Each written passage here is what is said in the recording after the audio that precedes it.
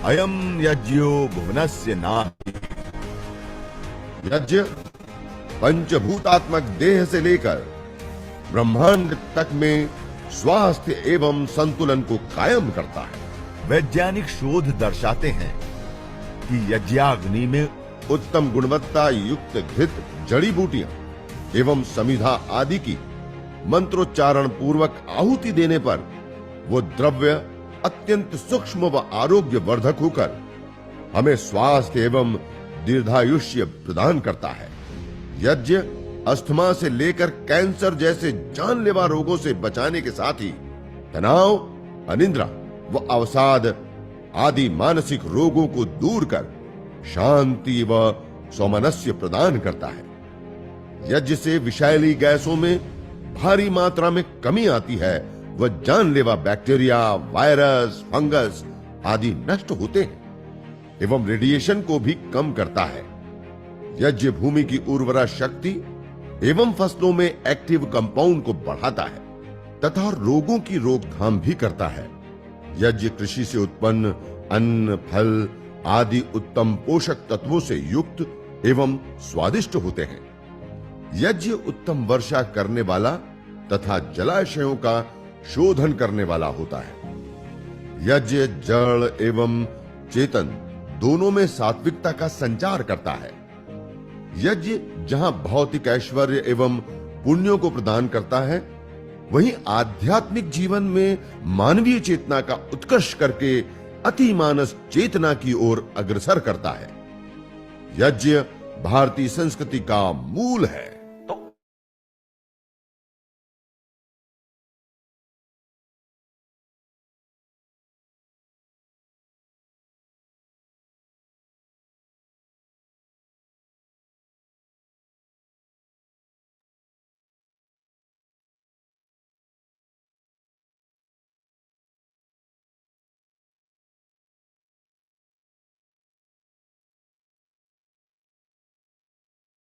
जुड़ गए। ओम।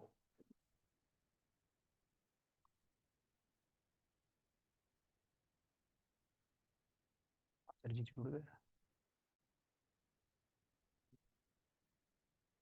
ओम ओम ओम विश्वानि देव सवितर्दुरितानि परासुव यद्भद्रं तन्न आसुव।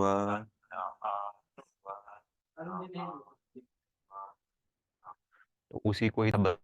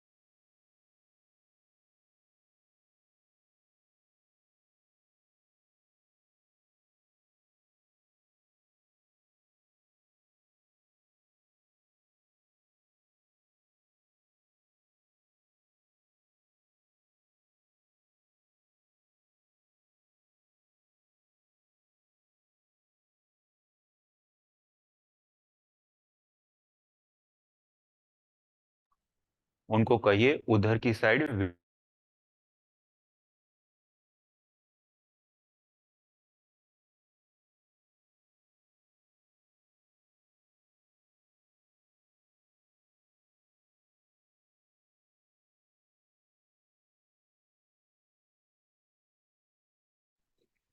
लिंक से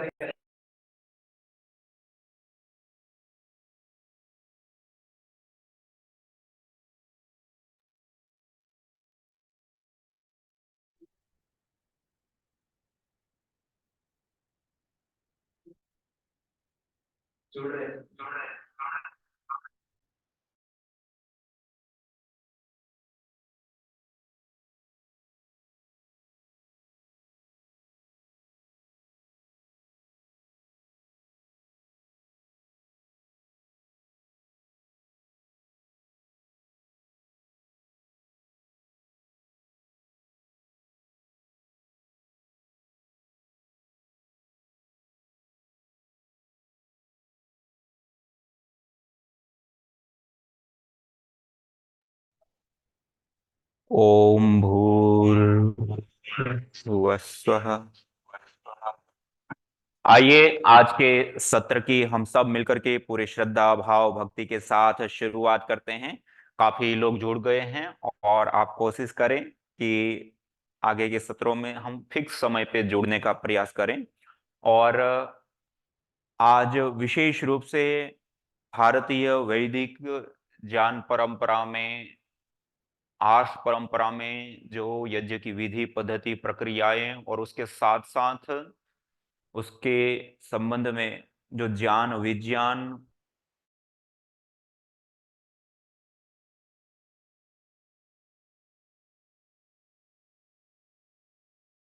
आदि हैं, उससे आज के अनुष्ठान को हम शुरुआत करें। उससे पूर्व आप सब लोगों ने अपने यज्ञ की तैयारी भी कर ली होगी। सब लोग यज्ञ कुंड, समिधा, घृत, दीपक से लेकर के अलग अलग जो सामान हवन के लिए लगता है उसकी पूर्व तैयारी आप सभी भाई बहनों ने कर ली होगी। और आगे के क्रम में हम मंगलाचरण करते हुए और आगे बढ़ेंगे।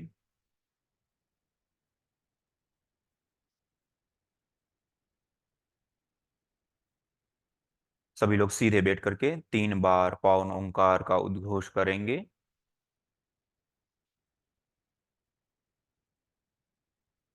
ओ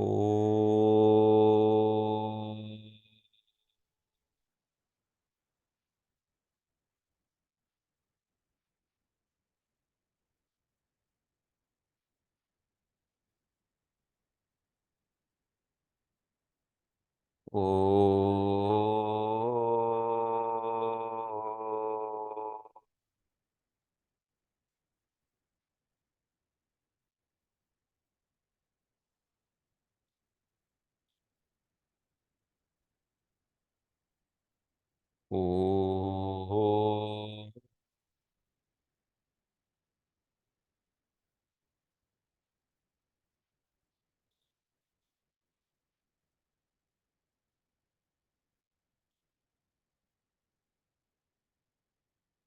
सर्व रक्षक परमपिता परमात्मा को, प्रभु को याद करते हुए, उनको नमन वंदन प्रणाम करते हुए, जिस परमपिता परमात्मा ने हम सबको यहाँ भेजा, हम सब के लिए अन्न, जल, फल, फूल, औषधि, वनस्पति से लेकर के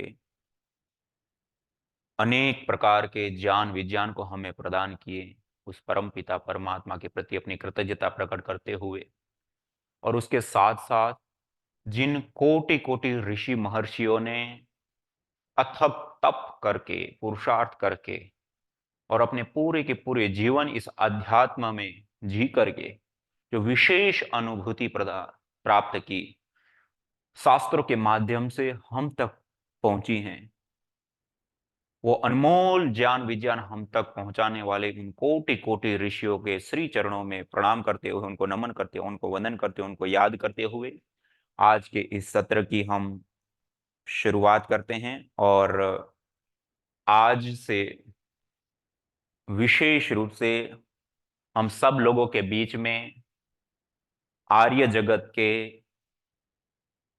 एक श्रेष्ठ विद्वान, श्रेष्ठ गायक और उसके साथ साथ भारतीय वैदिक ज्ञान के मूल मूल्यों एवं सिद्धांतों के आधार पे सैकड़ों शिविर, प्रचार और वर्तमान टेक्नोलॉजी का प्रयोग करते हुए उनका रिकॉर्डिंग, और जो एक उपयोगिता के तौर पे जिस प्रकार से आम सामान्य व्यक्ति तक वो ज्ञान विज्ञान कैसे पहुंच सकता है, उसके लिए क्षण क्षण दिन दिन संपूर्ण अपना जीवन जी रहे हैं त्याग पूर्वक। ऐसे हमारे आदरणीय पूज्य आचार्य अरुण कुमार आर्य जी आज हम सब लोगों के बीच में जुड़े हैं। उनका हम विशेष रूप से कृतज्ञ भाव से उनका स्वागत करते हैं, उनको नमन करते हैं, वंदन करते हैं। और हम आगे के क्रम में पूज्य आचार्य श्री को निवेदन करना चाहेंगे कि हमें यज्ञ की विधि, पद्धति, प्रक्रिया से लेकर के जो हम लोगों के लिए विशेष उचित समझे यज्ञ से संबंध में, उसको हमें बताएंगे, उस विषय में हमारा ज्ञान वर्धन करेंगे। और कई सारे अलग अलग प्रकार के उन्होंने इस प्रकार के यज्ञ चिकित्सा प्रशिक्षण से लेकर के विशेष रूप से ध्यान अध्यात्म के संबंध में विशेष प्रशिक्षण शिविर उन्होंने लिए हैं और आज हम सबके बीच में हैं। हम सबका सौभाग्य है, तो हम हाथ जोड़ करके उनसे प्रार्थना करते हैं कि हमारे बीच में पधारें और हम सबका मार्गदर्शन करें। पूज्य आचार्य अरुण कुमार आर्य जी। ओम, मुझे आप लोग सुन पा रहे हैं? जी आचार्य जी। जी। ओम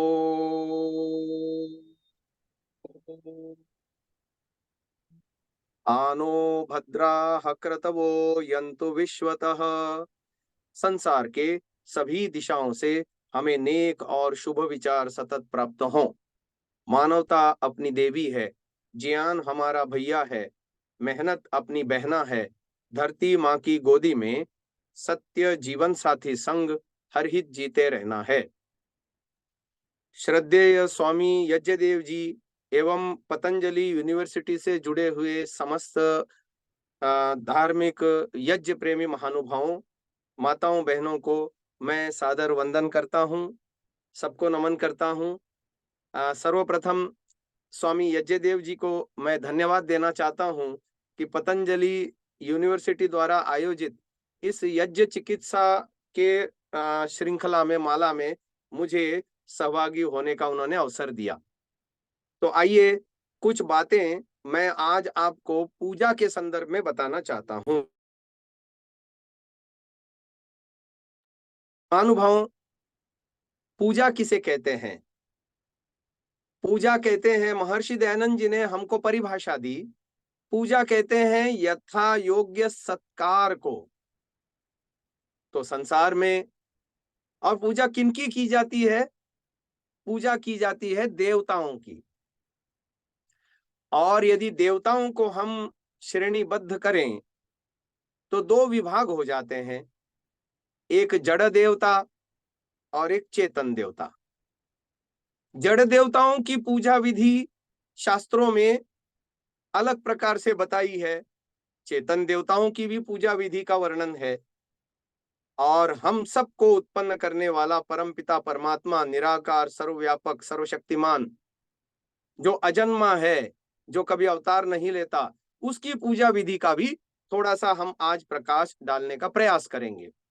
तो आइए महानुभावों, पहले ये समझते हैं कि जड़ और चेतन किसे कहते हैं। कई लोगों को तो ये भी नहीं पता होता कि जड़ किसे कहते हैं, चेतन किसे कहते हैं।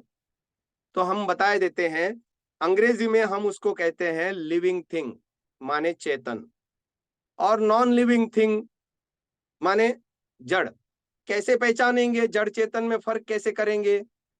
तो जिसमें ज्ञान होता है, नॉलेज होती है, समझ होती है, उसको हम कहते हैं चेतन।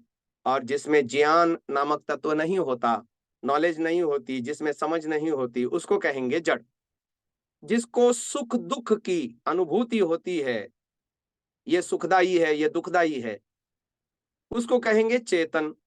और जिसको सुख दुख की अनुभूति नहीं हो सकती या ठंडी गर्मी अनुभव नहीं हो सकती, उसको कहेंगे जड़। लाभकारी हानिकारक समझने वाला चेतन, और लाभदायी हानिकारक न समझने वाला, समझ सकने वाला जड़। तो ये हो गई जड़ और चेतन में अंतर। अब जिनकी पूजा हमें करनी है वो देवता भी दो प्रकार के हैं, जड़ देवता और चेतन देवता। महानुभावों, ये जो शिविर आपका ऑनलाइन आयोजित कराया गया है पतंजलि योगपीठ द्वारा, यूनिवर्सिटी विश्वविद्यालय, पतंजलि विश्वविद्यालय द्वारा, और जो आपको प्रक्रिया सिखाई जा रही है हवन की, ये है जड़ देवताओं की पूजा। तो किन जड़ देवताओं की पूजा होती है? तो वो है पृथ्वी देवता, जल देवता, वायु देवता और अन्न देवता। ये जड़ देवता हैं। इनको देवता क्यों कहते हैं? शास्त्रों में देवता की बहुत सारी परिभाषाएं हैं। उनमें से एक परिभाषा को मैं आपको लेके समझाने की कोशिश कर रहा हूं। देवो दानाद्वा, जिसका देने का स्वभाव है वह है देवता, जो देता है हमें। पृथ्वी हमारा बेस बनी हुई है, जिसपे हम रहते हैं, जिसपे उगा अन्न आदि खाते हैं, तो सतत हमको पृथ्वी दे रही है ना कुछ, परंतु है ये जड़। ऐसे ही वायु देवता, जिसके बिना हमारा गुजारा ही नहीं होता। सोने के बाद भी हमको भक्षण के लिए, सेवन के लिए वायु चाहिए, और वो भी शुद्ध चाहिए। जल देवता, दिन भर कहते हैं ना, जल ही जीवन है, जल के बिना जीवन की परिकल्पना ही नहीं हो सकती। तो जल भी हमको देता है। ऐसे ही अन्न देवता, वो भी हमको चाहिए, उसके बिना भी गुजारा नहीं है। तो ये सारे हमको देने वाले देवता हैं। इन जड़ देवताओं के पूजन विधि को अग्निहोत्र या हवन या होम, याग भी कहते हैं। तो इस विषय में आप, गत कई दिनों से मुझे पता चला है ये शिविर लग रहा है, और बहुत सी बातें आप सुन चुके होंगे। ये तो हो गई जड़ देवताओं की पूजा। जड़ देवताओं के पूजन में हम क्या करते हैं? तो अग्नि जला करके उसमें 4 प्रकार की वस्तुएं हम होम या स्वाहा या आहूत करते हैं। क्या होता है उससे? ये हमारे प्राचीन ऋषि मुनि लोग बहुत बड़े वैज्ञानिक हुआ करते थे। उनको ये पता था कि दुनिया में कोई भी वितरण प्रणाली जो है, यज्ञ से बढ़कर नहीं हो सकती। हम उदाहरण लेते हैं, मेरे पास एक लड्डू है, मैं उसे अकेला खाऊं तो मेरे अकेले की तृप्ति होगी। मैं किसी एक और व्यक्ति में उसको बांटता हूं, तो आधा आधा किया, एक आधा हिस्सा उसको दिया, आधा मैंने खाया, तो दोनों के हिस्से में वो लड्डू आधा आधा आया। मैं 2 व्यक्तियों को और जोड़ता हूं, यानी कुल मेरे समेत 3 व्यक्तियों को मैं लड्डू दे रहा हूं, तो हर एक के हिस्से में लड्डू बट गया, तो चौथाई चौथाई होकर के बटा। आप कहेंगे एक लड्डू कितने लोगों को खिलाया जा सकता है? आप कहोगे चुटकी चुटकी भर खिला देंगे तो हम ज्यादा से ज्यादा 10 लोगों को खिला देंगे। मैं कहता हूं मैं 100 लोगों को लड्डू खिलाऊंगा। आप पूछेंगे कैसे?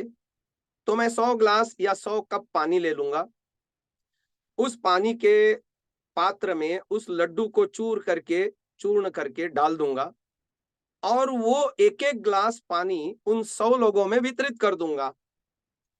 एक लड्डू 100 लोगों में वितरित हुआ या नहीं?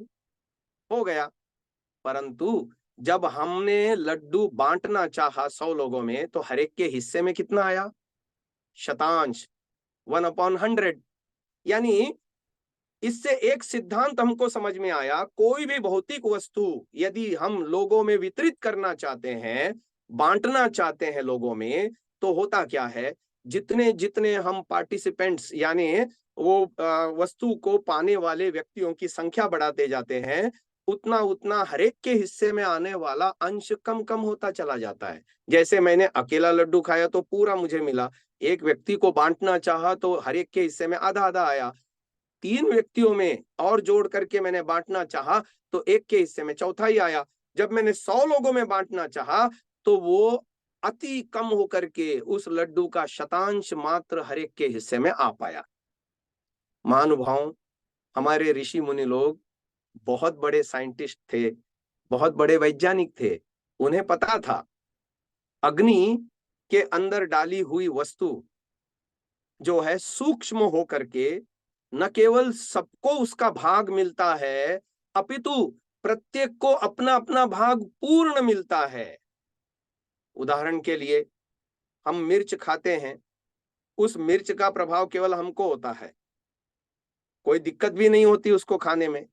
लेकिन वही मिर्च का एक टुकड़ा अग्नि जला करके आप अग्नि में डालते हैं तो क्या होता है?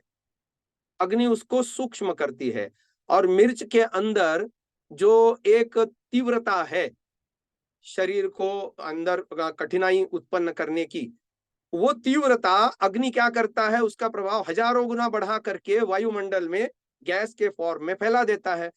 अब उस प्रभाव क्षेत्र में एक व्यक्ति आए, 2 आए, 10 आए या 100 आए या 1000 आए, व्यक्ति बढ़ाने से हर एक को होने वाली तकलीफ में कोई अंतर नहीं आता। अर्थात उसका प्रभाव सबके ऊपर बराबर बराबर होता है और पूर्ण रूप से होता है। ये है वितरण प्रणाली की सर्वश्रेष्ठता जो ऋषियों ने पहचानी, और ये आई वेदों से हमारे तरफ।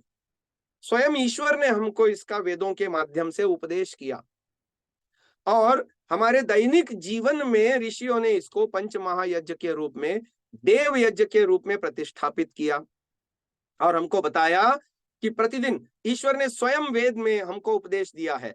प्रातः प्रातः गृहपतिर्नो सायं सायं सौमनसस्य दाता, सायं सायं गृहपतिर्नो प्रातः प्रातः सौमनसस्य दाता। अर्थात सुबह का किया हुआ अग्निहोत्र, है ना, शाम तक यजमान को सुख, शांति, आरोग्य और घर में एक पॉजिटिव एनर्जी को उत्पन्न करने वाला होता है। और सायंकाल का किया हुआ अग्निहोत्र अगले दिन सुबह तक उसका प्रभाव उस वायुमंडल में फैला करके उसको स्वास्थ्य, आरोग्य, शांति और घर में एक सकारात्मक ऊर्जा का वातावरण उत्पन्न करने वाला होता है। तो महानुभावों, ये हो गई जड़ देवताओं की पूजा, जिसको हमने अग्निहोत्र नाम दिया, हवन नाम दिया, होम नाम दिया, याग नाम दिया, आप कुछ भी कहिए। तो ये तो हो गई एक मोटी बात। अब इसमें हम क्या करते हैं? महर्षि दयानंद जी ने बताया हमको कि 4 प्रकार की चीजें हवन में हम स्वाहा करते हैं। कौन कौन सी? पहली है रोगनाशक, दूसरी है पुष्टिकारक, तीसरी है सुगंधित, और चौथी है मधुर। मधुर यानी मीठा। तो रोग नाश करने वाले जितने भी जड़ी बूटियां हैं, पतंजलि योगपीठ को मैं धन्यवाद देना चाहता हूं। इस दिशा में विगत कई वर्षों में पतंजलि योगपीठ में अभूतपूर्व इस क्षेत्र में कार्य किया है, रिसर्च किया है, और वो भी साइंटिफिक यानी वैज्ञानिक तरह से रिसर्च किया है, और विज्ञान जगत को मान्य हो ऐसा डेटा उत्पन्न किया है कि अमुक जड़ी बूटी के खाने से, जैसे आयुर्वेद में हमारे आता है कि रोग निवृत्ति के लिए अमुक जड़ी बूटी से सेवन करने से, या उसका काढ़ा बना करके पीने से, या उसका भस्म आदि बना करके, या जिस भी रूप में औषध सेवन का विधान है, उसी जड़ी बूटी को यदि अग्नि में हम आहूत करते हैं और उससे जो गैस बनती है, हवा बनती है, प्रभाव क्षेत्र उत्पन्न होता है, उसमें श्वास लेने वाले व्यक्ति का रोग नष्ट हो जाता है। और ये प्रक्रिया मैं कहता हूं कि दवाई खा करके या सिरप पीने से या उसका इंजेक्शन लेने से जितना जल्दी होता है, उससे कई गुना अधिक प्रभावशाली ये होता है। क्योंकि कोई भी स्थूल वस्तु, पार्थिव वस्तु जब हम अंदर लेते हैं तो वो पेट में जाएगी, पेट में जा करके वो घुलेगी अन्न आदि पदार्थों के साथ, और आंतों में जा करके अवशोषित होगी, रक्त में मिलेगी और तब स्वास्थ्य लाभ करेगी। पर यदि हम इंजेक्शन लेते हैं तो उससे फास्ट प्रक्रिया हो रही है। यहाँ गोली या सिरप आदि लेने की अपेक्षा इंजेक्शन यानी सुई लेने से जल्दी प्रक्रिया होती है, वो सीधा रक्त में जा रही है और स्वास्थ्य लाभ दे रही है। परंतु सोचिए, जब हम अग्निहोत्र करते हैं, और जैसा कि हमने अभी थोड़ी देर पहले समझा कि अग्नि क्या करता है, अग्नि का स्वभाव है किसी भी वस्तु को परमाणु लेवल तक सूक्ष्म करना। और ये विज्ञान का नियम है, जो वस्तु जितनी अधिक सूक्ष्म होगी उसका प्रभाव उतना अधिक मुखर होकर के प्रभावित करेगा। यानी जैसे हमने मिर्च के उदाहरण में ले लिया, 1-2 मिर्च सहज ही हम खा लेते हैं किसी व्यंजन के साथ, है ना। समोसा खाते हुए हम मिर्च भी ले लेते हैं, दुकानदार से खा लेते हैं, कोई तकलीफ नहीं। लेकिन वही मिर्च जब अग्नि में डाली जाती है, या वही मिर्च जब तवे पे भुनी जाती है, तो आसपास के कई घरों तक उसकी धांस उठती है, लोगों को तकलीफ होती है। तो ये प्रभाव किसने उत्पन्न किया? अग्नि ने उत्पन्न किया। उस मिर्ची के अंदर शरीर को तकलीफ देने वाले तत्वों के प्रभाव को हजारों गुना बढ़ा करके वायुमंडल में फैला दिया। तो मिर्ची में तो नकारात्मक प्रभाव था, कोई तंबाकू जला दे तो तंबाकू में नकारात्मक प्रभाव था, शरीर को हानि पहुंचाने वाले तत्व उसमें थे जिसको अग्नि ने बढ़ा दिया और लोगों को तकलीफ होने लगी।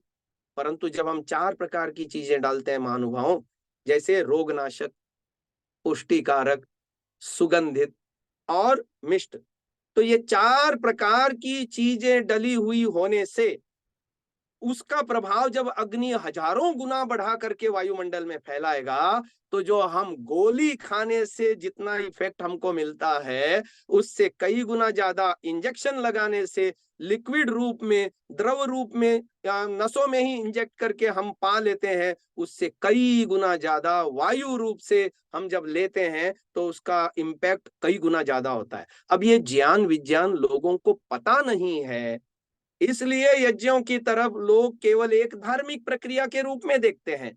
जी हाँ, यज्ञ एक धार्मिक प्रक्रिया भी है, पर वो उच्च लक्ष्य है, उसकी तरफ भी मैं आऊंगा। परंतु अभी कम से कम इतना तो समझें कि आज घर घर में व्यक्ति रोगी है ना।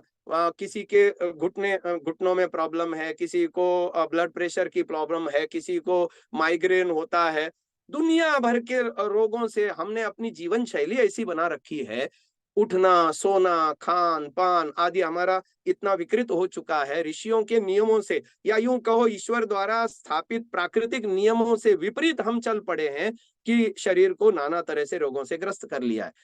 यदि ये ज्ञान विज्ञान लोगों को आ जाए कि मैं स्वस्थ रह सकता हूं यज्ञ करके, यज्ञ के माध्यम से वो सारी जड़ी बूटियों के द्वारा हवन करके मैं अपने अंदर के जितने भी दोष हैं, 3 प्रकार के आयुर्वेद में दोष बताए गए हैं, वातज दोष, कफज दोष और पित्तज दोष। कभी कभी वात पित्त दोनों भी मिल करके दोष उत्पन्न करते हैं, कभी कभी कफ पित्त मिल करके या वात कफ मिल करके भी प्रकुपित होकर के, और कभी कभी तो तीनों ही दोष प्रकुपित हो जाते हैं। और इन्हीं तीनों दोषों के निवारणार्थ यदि हम यज्ञ को एज ए चिकित्सा, एज ए थेरेपी प्रयोग करें तो हमको कितना लाभ होगा। महानुभावों, छोटी सी बात बता करके फिर आगे बढ़ूंगा। ये जड़ देवताओं के पूजन के विषय में बता रहा हूं। लोगों को ऐसी बड़ी भ्रांति है कि शुद्ध देशी गाय का घी तो 2500 3000 रुपए में भी शुद्ध देशी गाय का घी मिलता नहीं, मिलावटी मिलता है, और लोगों को तो खाने को नहीं मिल रहा, और आप कह रहे हो उसको आग जला करके घी में फूंक दो और नष्ट कर दो। असल में नष्ट नहीं होता। महर्षि दयानंद जी ने आज से कितने साल पहले, है ना, 1875 में उन्होंने आर्य समाज की स्थापना की थी, और उसी समय उन्होंने सत्यार्थ प्रकाश आदि ग्रंथ लिखे, संस्कार विधि आदि ग्रंथ लिखा। उसमें इस प्रश्न को उठा करके बहुत अच्छे से समाधान कराया है उन्होंने।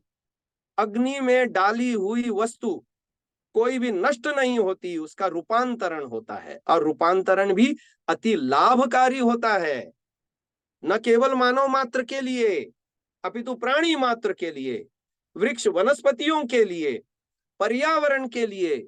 और तो यहाँ यज्ञ के विषय में तो यहां तक कहा गया है, गीता जी में भगवान श्री कृष्ण जी उपदेश दे रहे हैं, यज्ञात भवति पर्जन्यः, पर्जन्यात अन्न संभवः, अन्नात भवति भूतानि।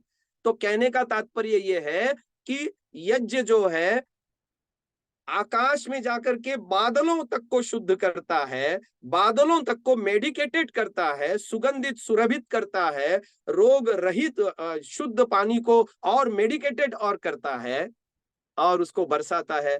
फिर उसी से अन्न उत्पन्न होता है, उस अन्न को खाने वाला पुरुष स्वास्थ्य को प्राप्त करता है, रोगी होने की संभावना ही समाप्त हो जाती है।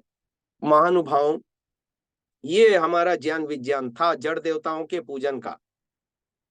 आज का मनुष्य समाज या हिंदू समाज या वैदिक समाज या धर्म को मानने वाला समाज सच्ची पूजा विधि से कहीं ना कहीं भटक चुका है, और इसीलिए उसके जीवन में दुख है, क्लेश है, कष्ट है, पीड़ा है। और यदि सही पूजा विधि को अपनाए तो उसके जीवन में सुख है, समृद्धि है, आनंद है ना। तो इसी बात को समझाने का ये प्रयास पतंजलि योगपीठ द्वारा किया जा रहा है। और घर घर में यज्ञ हो, इस भावना को लेकर के श्रद्धेय स्वामी रामदेव जी और श्रद्धेय स्वामी यज्ञदेव जी, विप्रदेव जी आदि लोग लगे हुए हैं और घर घर में यज्ञ पहुंचा भी रहे हैं। ऐसे उनके कार्यक्रमों में मुझे भी भाग लेने का अवसर मिला है। पतंजलि जी द्वारा, पतंजलि योगपीठ द्वारा आयोजित 2-3 शिविरों में मैं भी भाग ले चुका हूं। अपने शिविरों में भी स्वामी यज्ञदेव जी आदि को निमंत्रित करके इस कार्यक्रम को साझा हम लोगों ने चलाया है।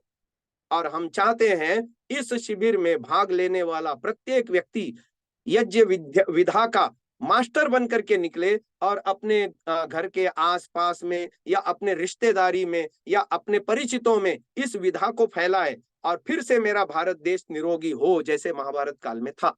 महाभारत काल कोई बहुत पुराना काल नहीं है, आज से मात्र 5000 वर्ष पहले की बात बता रहा हूं।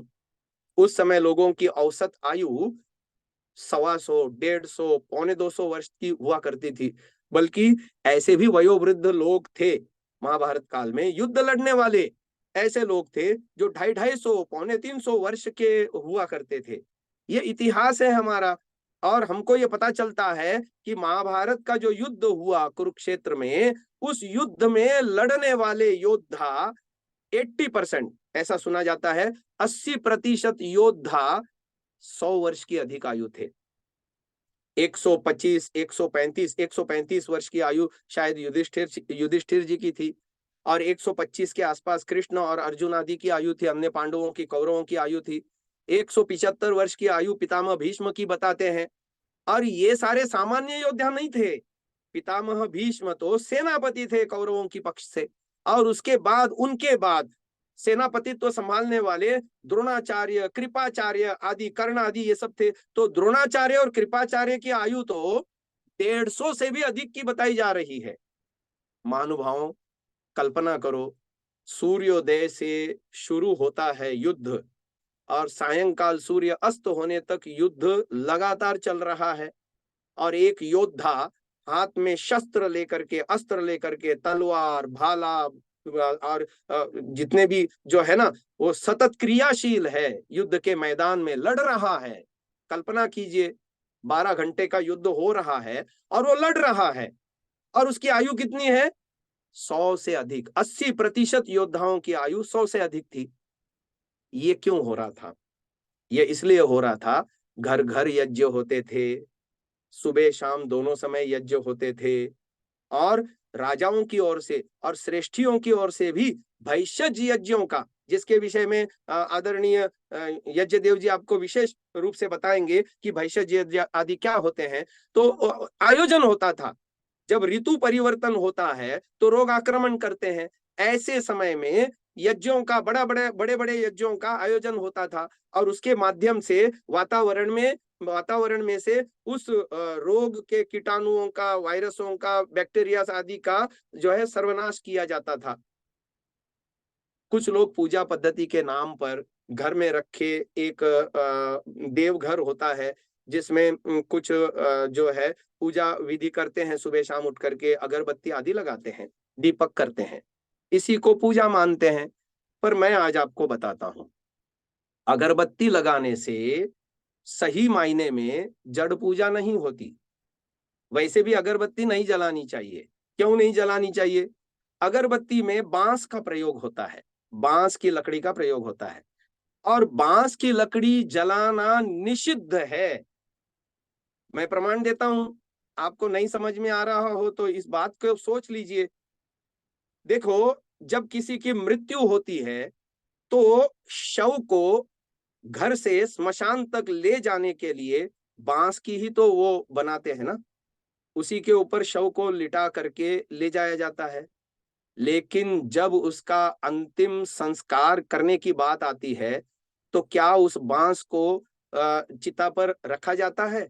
नहीं रखा जाता, कहीं नहीं रखा जाता। मेरे तो जानकारी में नहीं है, आपकी जानकारी में ऐसी प्रथा कहीं हो तो मुझे बताइए। ये हमारे पूर्वज लोग बड़े बुद्धिमान थे। अब देखिए, उस बांस को अलग निकालते हैं और शव को उठा करके जो अलग चिता रचाई गई है, उसमें जो लकड़ियां हैं, उसके ऊपर रखा जाता है। तो बांस मृत्यु के बाद अंत्येष्टि संस्कार में भी नहीं जलाया जाता। आप तो रोज की पूजा पद्धति में इसको जला रहे हो। कुछ तो कारण होंगे जिसके कारण से हमारे ऋषि मुनि इस बांस को जलाने में निषिद्ध मानते थे। अच्छा, दूसरी बात, उसमें लपेटे हुए सुगंधित द्रव्य जो है वातावरण में सुगंधि पैदा करते हैं, और आपको ऐसा लगता है कि दुर्गंधि नष्ट हुई। दुर्गंधि नष्ट नहीं हुई, घर के अंदर की दुर्गंधि नष्ट नहीं हुई। आपके नासिका को सुगंधि अधिक फील होने लगी, जिससे दुर्गंधि जो थी उसका प्रभाव कम हो गया। इसको दूसरे तरह से समझते हैं। देखिए, भीड़ भाड़ वाली जगह में, चाहे फिर आप बाजार में हो, चाहे रेलवे स्टेशन पे हो, बस स्टैंड पे हो, वहां शोर मचा रहता है, या कहीं डीजे बज रहा हो, है ना, कहीं धार्मिक उत्सव हो रहा हो, डीजे बज रहा हो, या कोई शादी हो रही हो, डीजे बज रहा हो, या कोई बारात निकल रही हो, जोर से जो है उसमें म्यूजिक बज रहा हो, तो बगल में खड़े व्यक्ति के द्वारा सामान्य आवाज में बोली गई आवाज भी हमको नहीं सुनाई देती। इसका मतलब ये थोड़ी होता है कि वो ध्वनि नहीं कर रहा, वो ध्वनि कर रहा है, पर बगल में होने के बावजूद उसकी ध्वनि हमें सुनाई नहीं दे रही। क्यों? क्योंकि बाहर के शोर की मात्रा अधिक है। जैसे अधिक शोर की मात्रा होने पर बगल में खड़ा हुआ व्यक्ति की भी आवाज हमें मंद सुनाई देती है या नहीं सुनाई देती, उसे हमें कहना पड़ता है जरा जोर से बोलिए, है ना। हम किसी से टेलीफोन पर भी बात कर रहे होते हैं तो बाहर डीजे चल रहा हो तो सामने वाले की भी बात हमको नहीं सुनाई देती, जबकि मोबाइल कान पे लगा हुआ होता है। ठीक ऐसे ही अगरबत्ती जलाने से वातावरण में फैले हुए दुर्गंध युक्त कीटाणु नष्ट नहीं होते, दुर्गंध का प्रभाव नष्ट नहीं होता, सुगंध की मात्रा कुछ अधिक बढ़ जाती है जो नासिका को उस समय प्रतीत होती है, परंतु दुर्गंधी के परमाणु, दुर्गंधी के कण कमरे में वैसे के वैसे बने रहते हैं। पर अग्निहोत्र में ऐसा नहीं होता। आप कहोगे इसका क्या प्रमाण है कि अग्निहोत्र में ऐसा नहीं होता? ऋषि दयानंद ने भी लिखा है, और मैं आपको प्रमाण भी देता हूं वर्तमान जगत का, जिससे आपको समझ में आ जाएगी ये बात। ऋषि दयानंद ने लिखा है कि किसी भी वस्तु के दहन में, अग्नि के दहन से जो गैसें उत्पन्न होती है, उस गैस में वातावरण के अंदर फैले हुए दूषित, दुर्गंध युक्त और हानिकारक वायरसों को नष्ट करने का सामर्थ्य है, और केवल नष्ट करने का ही नहीं, उसको छिन्न भिन्न करके कमरे से बाहर निकालने का भी सामर्थ्य है। इसका प्रमाण हम देते हैं आपको। आपने भोपाल का गैस कांड सुना होगा। यूनियन कार्बाइड में जो है एक विषैली गैस का रिसाव हुआ था।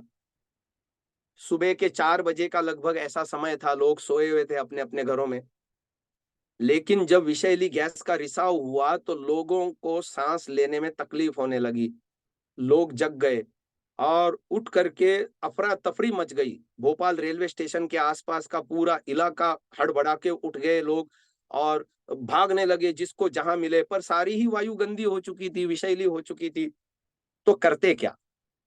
कुछ लोग तो बेहोश होकर के गिर गए, कुछ लोग मर गए, आगे आने वाली पीढ़ियां तक अपंग हो गई। इतना उसका मतलब गहरा प्रभाव था उस विषैली गैस का। लेकिन 2 परिवार ऐसे थे जिनके घरों में नियमित अग्निहोत्र हुआ करता था। SL कुशवाहा उसमें से एक परिवार था। उनको पता था कि हम यज्ञ करते हैं तो वो पर्यावरण की शुद्धि के लिए करते हैं, विषाक्त वायु को नष्ट करने के लिए करते हैं, हानिकारक रोगाणुओं, बैक्टीरिया, फंगस आदि को दूर करने के लिए करते हैं, पुष्टि के लिए करते हैं, स्वास्थ्य के लिए करते हैं। उन्होंने सोचा क्यों ना हम अभी इस समय अग्नि जला करके तो वायु को शुद्ध करने का प्रयास करें, और उन्होंने वैसा किया। और आश्चर्य, उनके घर के अंदर घुसी हुई वो विषैली वायु घर में किसी भी सदस्य को उसका कोई प्रभाव नहीं हुआ। एक और ऐसा ही परिवार था, उनके घर में भी यही हुआ। बाद में विदेशों से डेलीगेशन आए इस बात की तहकीकात करने के लिए कि आपने ऐसा क्या जलाया अग्नि में जिससे आपके परिवार के ऊपर कोई उसका विपरीत प्रभाव नहीं हुआ। तो महानुभाव, ये हमारे पास एक ज्वलंत परिणाम है जो मैं बात कहने जा रहा हूं। अगरबत्ती जला करके जो आप पूजा करते हो, उससे घर के अंदर की दुर्गंध युक्त वायु नष्ट नहीं होती। ये तो ऐसा ही है जैसे शौचालय में आप कोई एक सुगंधि युक्त पदार्थ का स्प्रे करते हो, वहां शौचालय के अंदर की दुर्गंध खत्म नहीं होती, बस आपकी नासिका को जो है सुगंध युक्त तत्वों की तीव्रता अधिक होने पर उसी की प्रतीति होती है, पर दुर्गंध वहां से हटती नहीं। लेकिन अग्निहोत्र के माध्यम से जब आप सुगंधित चीजों का हवन करते हो, दहन करते हो, और उसके अंदर ऐसी भेदक क्षमता होती है कि घर के अंदर की विषाक्त वायु को छिन्न भिन्न करके वो बाहर निकालने की उसके अंदर क्षमता होती है, और इसका प्रमाण इतिहास में देखा जा चुका। पर दुर्भाग्य, ऐसी ऐसी बातों का प्रचार नहीं हुआ करता, ऐसी ऐसी बातों को वैज्ञानिक ढंग से बताने वाले लोगों की कमी है।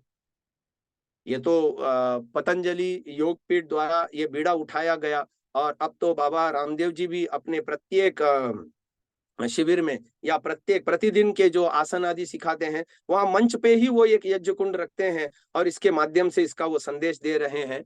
तो मैं हृदय पूर्वक उनका धन्यवाद करना चाहता हूँ। ऋषियों की इस प्राचीन प्रणाली को, जीवन पद्धति को, जो हमें सही मायने में जड़ पूजा सिखाती है, जड़ देवताओं का परिचय करा करके जड़ पूजा सिखाने के लिए और उसका प्रचार प्रसार करने के लिए पतंजलि योगपीठ की जितनी प्रशंसा की जाए उतनी कम है। तो महानुभाव, ये तो हो गई जड़ देवता। अब आपको परिचय कराते हैं चेतन देवता। चेतन देवता 5 प्रकार के होते हैं। पहला देवता है, आपने शब्द सुने हैं, मैं तो केवल आपको स्मरण मात्र करा रहा हूं। मातृदेवो भव, पितृदेवो भव, आचार्य देवो भव, अतिथि देवो भव। ये 4 हो गए, है ना। ये शब्द हमारे सुने सुनाए हैं, उपनिषदों में से आए हैं। ये हमारे शास्त्रों में हमको बताया कि ये तुम्हारे देवता हैं, जो जन्मदात्री माँ, जन्म देने वाले पिता, ज्ञान देने वाले गुरु आचार्य। और यदि गृहस्थ में जाते हैं तो गृहस्थ में विद्वान अतिथि, फिर वो सन्यासी भी हो सकता है, वानप्रस्थी हो सकता है और ब्रह्मचारी भी हो सकता है। बस शर्त यह है कि वो विद्वान होना चाहिए, वेदों का ज्ञाता होना चाहिए, आप्त सत्य वक्ता होना चाहिए। वो हमारे घर आए तो उसको हम सेवा आदि करें, अर्घ्य पाद्य आदि द्वारा सत्कार उसका करें, सेवा सत्कार करके उससे वेदोपदेश हम ग्रहण करें, अपने जीवन की समस्याओं का समाधान उससे प्राप्त करें। इसलिए कहा अतिथि देवो भव।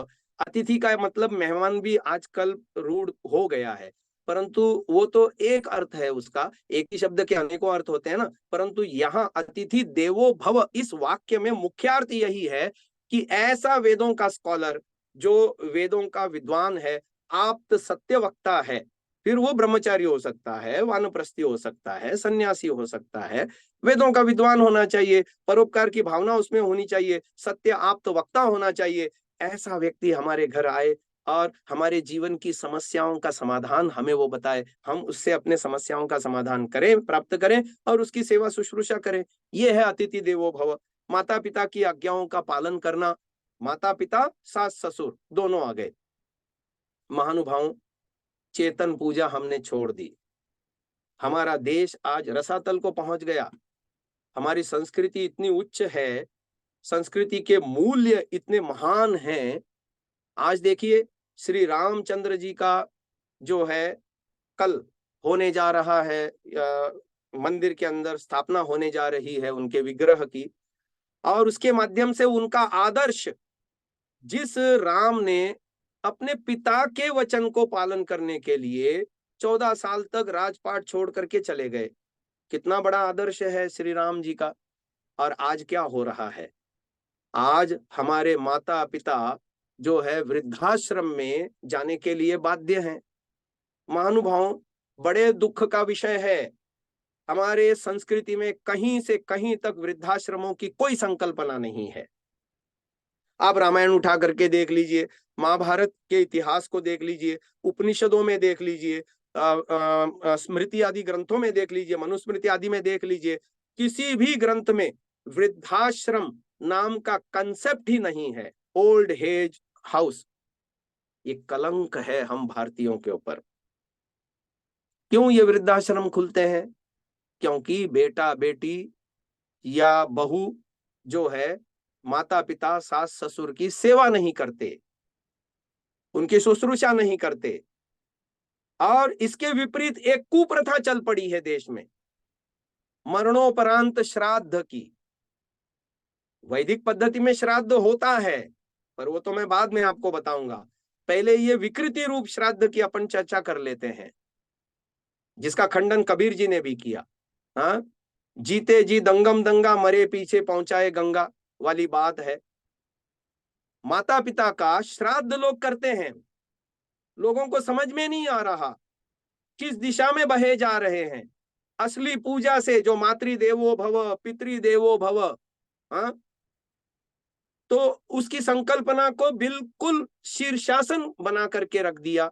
जीते जी तो सेवा करी नहीं, और मरने के पीछे उनके नाम से श्राद्ध करते हैं। मैं आपसे पूछता हूं, सोचिए तो जरा, आपके पास ऐसा कोई उपाय है कि जिसके माध्यम से, कल्पना करो, आप एक छोटे गांव में रहते हैं और आपका बेटा उच्च शिक्षा के लिए शहर में गया हुआ है और वहां कहीं हॉस्टल में अथवा आपके रिश्तेदारी के यहाँ रह रहा है। अब आप अपने बेटे को अपने गांव में बैठे बैठे शहर में जो बेटा आपका रह रहा है, पढ़ रहा है, उसको खिलाना चाहते हैं। तो किसी पंडित को बुला करके या किसी कौवे आदि पक्षी को या किसी प्राणी को खिला करके क्या अपने बेटे की तृप्ति आप करा सकते हैं? क्या यह संभव है? जबकि आपको पता है आपका बेटा कहाँ है इस समय और कहाँ रह रहा है, और उसे भी पता है। चलो, दोनों ने आपस में फोन से वार्तालाप भी कर लिया, और इधर आप पंडित जी को खिलाओ या कौवे को खिलाओ या किसी प्राणी को खिलाओ, और आपके बेटे का पेट भरना चाहिए। क्या ये हो सकता है? नहीं हो सकता, किसी भी रूप में नहीं हो सकता। तो आपने कैसे मान लिया यहां मैं अपने पिता के नाम से किसी प्राणी को अथवा किसी पंडित को खिलाऊंगा और उधर मेरे पितर की तृप्ति हो जाएगी, मेरा श्राद्ध संपन्न होगा? कैसे मान लिया? ये एक त्रुटि। दूसरी त्रुटि, हम लोग पुनर्जन्म को मानते हैं। वैदिक धर्मी लोग, वेदों में आस्था रखने वाले भारतीय लोग पुनर्जन्म को मानते हैं। अब जब व्यक्ति का अवसान होता है, शरीर छोड़ देता है, तो नया शरीर धारण करता है। गीता में भी लिखा ना, वासांसी जीर्णानि यथा विहाय नवानि गृह्णाति, ऐसा कुछ है, श्लोक है ना। तथा शरीराणि विहाय जीर्णानि अन्यानि गृह्णाति नवानि देहि। तो नए नए शरीर, अच्छा, जब शरीर मिलेगा तो वो शिशु रूप में जन्म लेगा या बड़े व्यक्ति के रूप में? आप उत्तर देंगे वो शिशु रूप में ही जन्म लेगा। जब शिशु रूप में जन्म लेगा तो आप जब अपने दादा दादी, है ना, या माता पिता, इनका अवसान होने पर अगले साल जब उसका श्राद्ध करोगे तो श्राद्ध में क्या आहार खिलाओगे? शिशु आहार खिलाओगे या पक्वा आहार खिलाओगे? सारे के सारे लोग जो श्राद्ध पक्ष में श्राद्ध करते हैं, शिशु आहार देते हैं या पक्वा आहार देते हैं? आपने ये कैसे मान लिया कि जो आपका पूर्वज अभी दिवंगत हो चुके हैं, स्वर्गवासी हो चुके हैं, अगला जन्म लेकर के आए, उनको हम पक्वाहार देने से उस शिशु की तृप्ति होगी? कुछ भी नहीं सोचते, दिमाग नहीं लगाते। पता नहीं व्यक्ति को क्या हो जाता है धार्मिक मामलों में, व्यवसाय में, लेन देन में, व्यवहार में, छोटी छोटी बातों पर भी तर्क और बुद्धि का प्रयोग करके उचित अनुचित का निर्णय कर सकने की क्षमता वाला पढ़ा लिखा वकील, डॉक्टर और साइंटिस्ट और न जाने क्या क्या शिक्षित संभ्रांत व्यक्ति भी धार्मिक मामलों में अंधा हो जाता है, बुद्धिहीन हो जाता है और ऐसे कर्म कर बैठता है जिसका कोई लॉजिक ही नहीं है। अब आप देखिए, ये दो त्रुटियां मैंने आपको बता दी। अब तीसरी त्रुटि बताता हूं। हम भी तो पुनर्जन्म के हिसाब से पिछले जन्म से कहीं ना कहीं से आए हैं, और कल्पना कीजिए हमारे उत्तरवर्ती रिश्तेदार हमारे नाम से श्राद्ध करते हैं, और उनका किया हुआ खिलाया हुआ खाना पीना क्या हमको आज तक मिला है? बचपन से अब तक श्राद्ध पक्ष में आपको कभी ऐसे बिना खाए पिए तृप्ति की जो है ना डकार आई है कभी? सोच के तो देखो, हम जो करते हैं क्या करते हैं, उसे करना चाहिए नहीं करना चाहिए निर्णय मैं आपके ऊपर छोड़ता हूं। मैं तो केवल आपको बता रहा हूं जो विकृति है समाज में श्राद्ध के नाम पर, वो क्या है उसका स्वरूप बता रहा हूं। महानुभावों, जो लोग ऐसा मानते हैं कि मेरे द्वारा मेरे पितर का, मेरे सास ससुर का, मेरे दादा दादी नाना नानी इनके नाम पर किए गए श्राद्ध का उनसे तृप्ति होती है, उनको चाहिए कि श्राद्ध पक्ष में 15 दिन तक वो खाना ही ना खाएं, कुछ भी ना खाएं पिए। क्योंकि जैसे हम अपने दिवंगत लोगों का श्राद्ध कर रहे हैं, ऐसे हम भी पिछले जन्म में थे, वो उत्तरवर्ती रिश्तेदार हमारे नाम से भी तो श्राद्ध कर रहे हैं, हमारी भी तृप्ति हो जानी चाहिए। पर आपको अच्छी तरह से पता है, और मुझे भी ये पता है और आपको भी पता है, ऐसी तृप्ति होने वाली नहीं है। लेकिन भेड़ चाल चल पड़ी है अंधों की, उसके साथ भेड़ चाल के समान वो प्रथा को निभाए जा रहे हैं। खैर, तो ये कुछ बातें मैंने आपको बता दी। और फिर एक नैतिक प्रश्न ये भी तो उभरता है, चौथी त्रुटि मैं बता रहा हूं, यदि खिलाना है तो 365 दिन खिलाओ ना। पितरों के प्रति श्रद्धा है, आस्था है, तो 365 दिन खिलाओ। साल में केवल एक श्राद्ध पक्ष में ही खिलाना क्यों, और बाकी दिन आप भूखे मार रहे हो, इसका मतलब आप उन्हें दुखी कर रहे हो।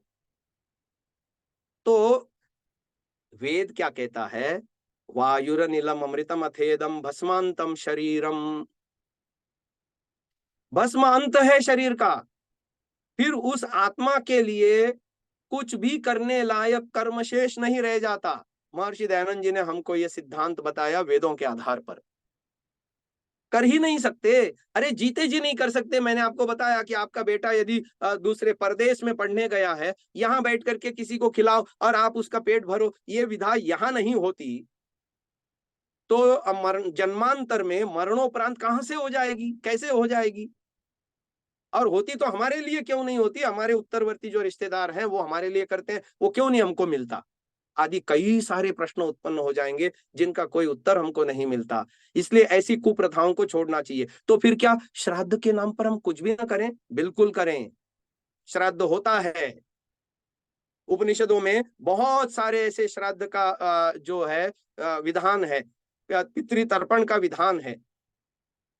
वो मरने के पीछे नहीं, जीवित माता पिता की सेवा शुश्रूषा करना, उनको सुख देना, उनकी सेवा करना। अरे भाई आप देखो, हमने भी तो अपने माता पिता से बचपन में सेवा पाई। 5 साल तक तो हम 100% परतंत्र थे, सब कुछ हमारे माता पिता ने किया है। फिर धीरे धीरे हम सक्षम हुए तो अपने हाथ से खाना, अपने से नहाना, अपने से सारे काम करना सीख गए धीरे धीरे हम।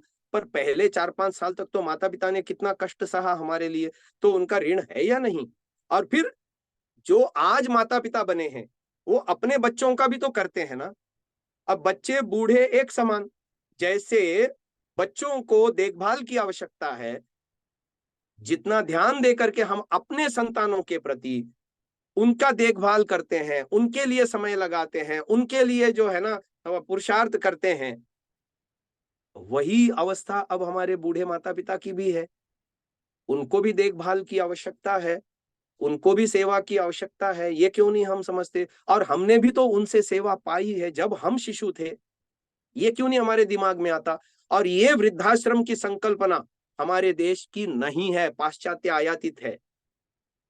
हमारे देश में तो माता पिता की सेवा होती थी, उनकी आज्ञाओं का पालन होता था। मर्यादा पुरुषोत्तम राम का उदाहरण मैंने आपको बताया। महानुभावों, हमारे यहाँ पर वानप्रस्थ की संकल्पना है, वृद्धाश्रम की नहीं है।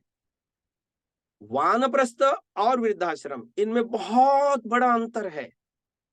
एक मानस और चारित्र के पतन की पराकाष्ठा है, मानसिकता की भी पतन की बात है, और चारित्र की पराकाष्ठा की बात है, कर्तव्यों को च्युत करने की बात है, कर्तव्यों को बिल्कुल धत्ता बता करके लताड़ देने की बात है। और वानप्रस्थाश्रम एक दिव्य संकल्पना है महानुभावों।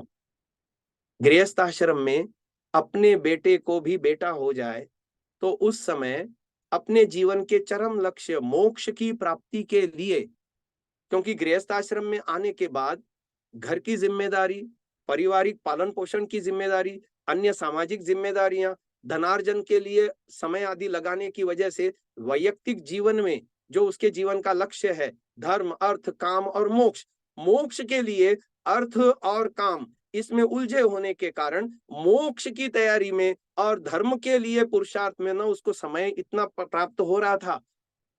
अब गृहस्थ के दायित्वों से मुक्त होने के बाद बेटे बेटी की शादियां हो गई, बेटे को भी उसका संतान प्राप्त हो गई, उस समय अब वो निवृत्त हो गए, सेवा से भी निवृत्त हो गए। सेवानिवृत्ति लेकर के अपने जीवन के अगले पड़ाव यानी वानप्रस्थ में स्वेच्छया प्रवेश करता था व्यक्ति, संस्कार होता था उसका।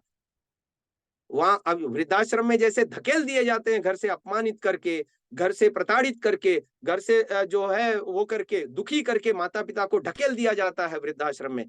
वानप्रस्थाश्रम में ऐसा नहीं होता था। वानप्रस्थाश्रम व्यक्ति स्वयं चुनता था कि गृहस्थ आश्रम में रहते हुए जो मैं अपने जीवन के उत्थान के लिए कर नहीं पाया, वो अब मैं पूरा समय इसमें लगाऊंगा और स्वाध्याय, साधना और निष्काम सेवा के द्वारा मोक्ष की तैयारी करूंगा, विवेक वैराग्य की तैयारी करूंगा, समाधि लगाने की तैयारी करूंगा।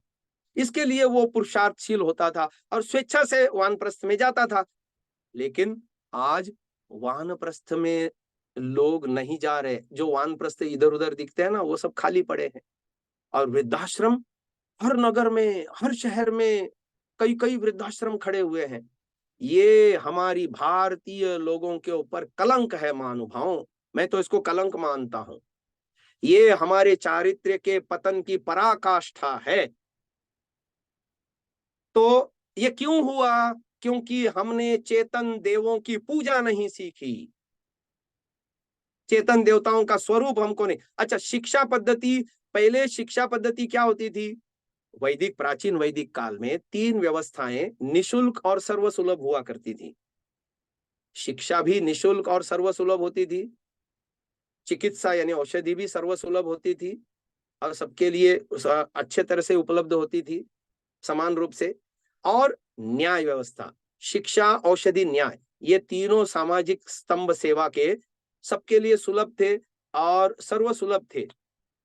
लेकिन आज क्या हो गया? तीनों क्षेत्रों का व्यावसायीकरण हो चुका है। उच्च शिक्षा का अधिकारी केवल संभ्रांत वर्ग के संतानों को अधिकार है। गरीब आदमी उच्च शिक्षित होने में उसके लिए बहुत कठिनाई है। अब आप देखिए, वही औषधि की भी बात है। पैसा ही नहीं है उसके पास, बेचारे के पास, वो महंगे महंगे अस्पतालों में ऐसी कठिन दुर्धर बीमारियों का इलाज करे तो कैसे करे? और न्याय का क्षेत्र तो सबसे लचर है, वर्षों तक, और गरीब को तो बिल्कुल ही न्याय नहीं मिलता। और जिसके पास पैसा है, जिसके पास पद है, जिसके पास अधिकार है, उसकी तूती बोलती है, वो न्याय व्यवस्था को खरीद लेता है ना। ये हम तो देख चुके हैं। हिट एंड रन करके आज सलमान खान, और हिरण को मार करके सलमान खान आजाद घूम रहा है। करोड़ों करोड़ों के घोटाले करके ये नेता लोग बेल लेकर के घूम रहे हैं, न केवल घूम रहे हैं बल्कि चुनाव लड़ रहे हैं, जेल में भी बैठ करके चुनाव लड़े जा रहे हैं, पार्टी चलाई जा रही है। तो महानुभावों, शिक्षा, औषधि और न्याय की बात मैं कर रहा था, जो सर्वसामान्य के लिए सुलभ थी और निशुल्क थी, जिसको आज की कमर्शियलाइजेशन ने, व्यावसायीकरण ने इसको कहां से कहां पहुंचा दिया। हम अपनी संस्कृति को छोड़ करके कहां से कहां चले गए। तो मैं बता रहा था कि अब आप देखो, चेतन देवों की पूजा न करने के कारण, यानी आचार्य, गुरु, शिक्षा, पहले जो है गुरु का एक अलग स्थान हुआ करता था। आज की शिक्षा पद्धति जो हम पाश्चात्य शिक्षा पद्धति जो हम ढो रहे हैं, मैं तो इसको ढोना ही कहूंगा। शिक्षा के 2 विभाग थे महानुभाव, पराविद्या, अपराविद्या। पराविद्या लोक संबंधी विद्या है, संसार संबंधी विद्या है, धन कमाने आदि के जो हम तरीके उसमें सीखते हैं।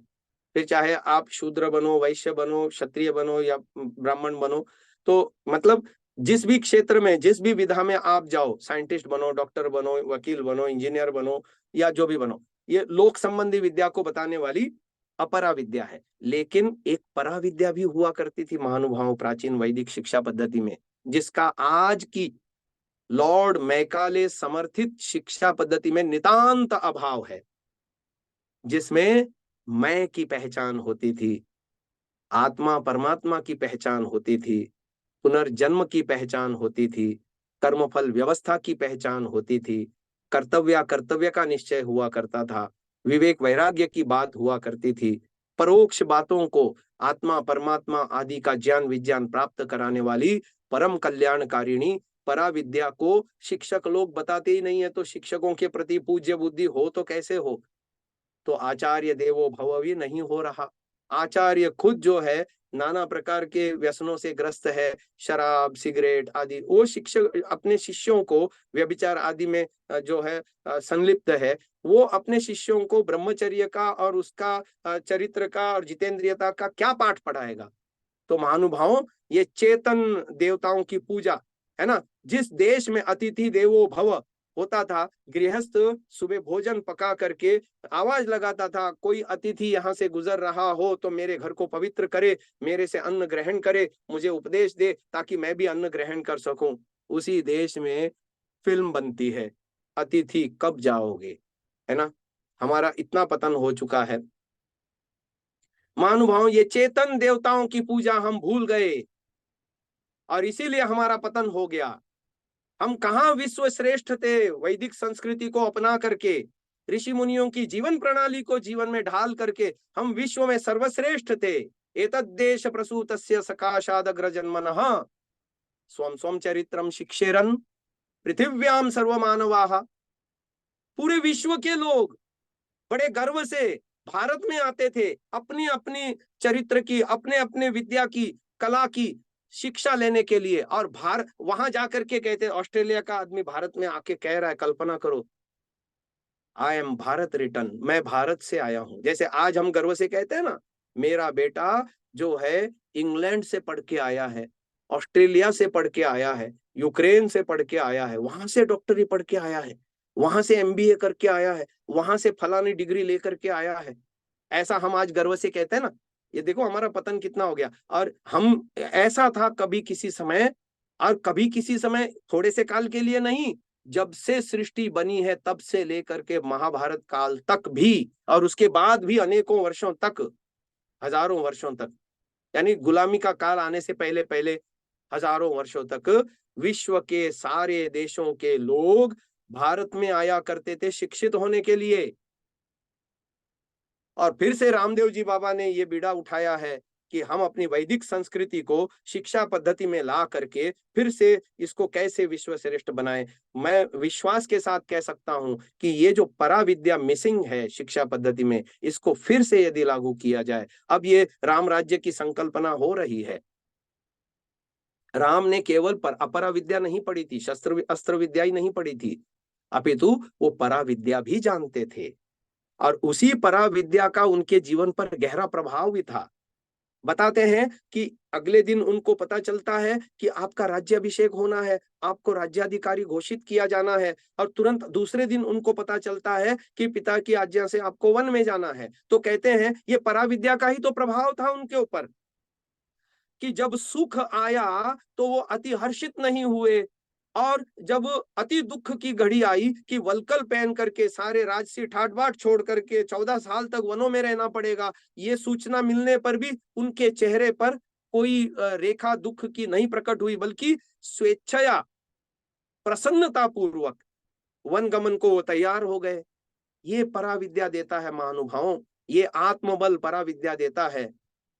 और एक यही वो देश है, इस देश में जितने भी पाश्चात्य यवन शासक आए और जिन्होंने भी यहाँ पर लंबे समय तक 700 वर्ष तक शासन किया, कोई भी राजा का इतिहास मुझे ढूंढ के दिखाइए जिसने तख्त के लिए, यानी राज्य के लिए, कुर्सी के लिए अपने पिता को जेल में न डाला हो, भाइयों को, चाहे फिर ममेरे चचेरे भाई हो या सगा भाई हो, मार न डाला हो, कत्ल न किया हो, और पिता को भी जेल में बंद न किया हो और फिर शासन पर बैठा हो। ऐसा एक उदाहरण यवन शासन काल का आप ढूंढ के भी नहीं दोगे, नहीं दे सकते।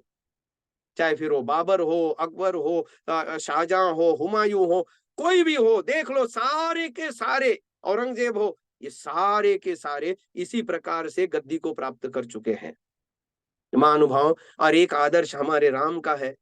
क्यों? क्योंकि पराविद्या पढ़े थे। केवल अपरा विद्या को पढ़ करके भौतिकवादी असुर बन करके जीवन नहीं जी रहे थे, बल्कि पराविद्या के द्वारा उन्होंने अपने चरित्र को उदात्त और महान बनाया था। तो ये यदि पराविद्या फिर से भारत में लागू की जाती है, रामायण महाभारत आदि पढ़ाए जाते हैं, गीता उपनिषद वेद और सत्यार्थ प्रकाश आदि ग्रंथों का प्रचलन हो जाता है शिक्षा पद्धति में, दर्शन, उपनिषद, स्मृति ग्रंथ आदि को विधिवत पाठ्यक्रम बना करके यदि पढ़ाया जाता है और ऐसा शिक्षित मानव समाज में जाएगा तो फिर से भारत को विश्व गुरु बनाने का सामर्थ्य रखता है। तो ये थोड़ी सी बात मैंने आपको चेतन पूजा के विषय में बता दी कि कहां हम भटक चुके थे, कितना हम भटक चुके हैं। तो ये जड़ देवताओं का पूजन अग्निहोत्र, चेतन देवताओं के पूजन को कहते हैं पंचायतन पूजा। 4 देवता तो मैंने बता दिए, मातृदेवो भव, पितृदेवो भव, आचार्य देवो भव, अतिथि देवो भव।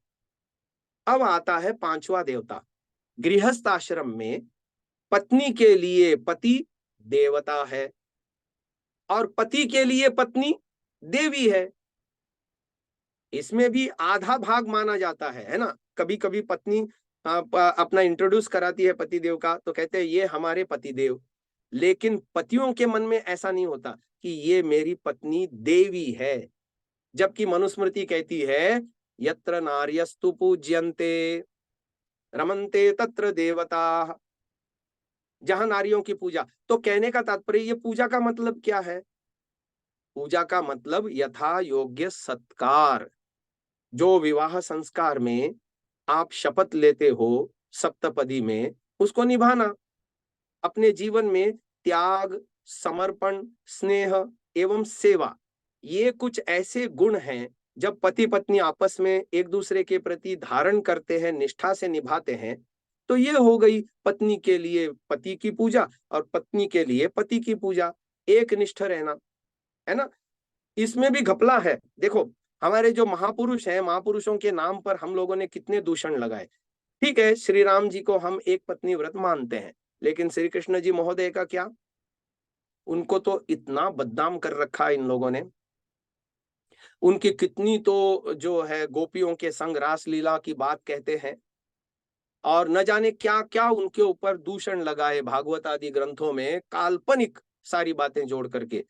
महर्षि दयानंद जी ने डिंडिम घोष करके बताया लोगों को कि देखो, महाभारत पढ़ करके देखो, उनके जन्म से लेकर श्री कृष्ण जी के मृत्यु पर्यंत कोई भी अवैदिक काम, कोई भी बुरा काम, कोई भी गंदा काम किया हो, ऐसा उनके जीवन में नहीं आता। और ये जो लोगों ने कितनी सारी लोग, अच्छा ठीक है, तो कितने सारे जो है दूषण लगा दिए हमारे महापुरुषों पर। तो आइए ये यज्ञ की प्रक्रिया को भी शुरू किया जाए। आज के मेरे विचार श्रृंखला को मैं यहीं विराम देता हूं। आगे की विचार श्रृंखला को मैं आपके बीच में 4 दिन और आने वाला हूं, तो आगे और सुनाएंगे आपको। तो निर्देश हुआ है कि यज्ञ कराया जाए, तो अभी इसको यहीं विराम देते हैं। ओम, धन्यवाद। आपसे ही आचार्य जी यज्ञ कराएंगे सब लोगों, सब लोग तैयार। अच्छा, तो सर्वप्रथम आचमन के लिए दाहिने हाथ में जल ग्रहण करेंगे। थोड़ा सा पानी लेकर के हाथ में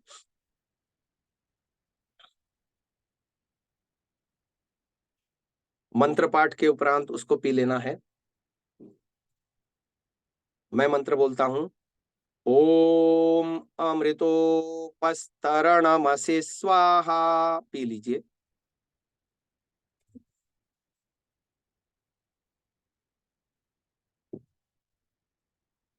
दूसरी बार सीधे हाथ में जल ग्रहण करें।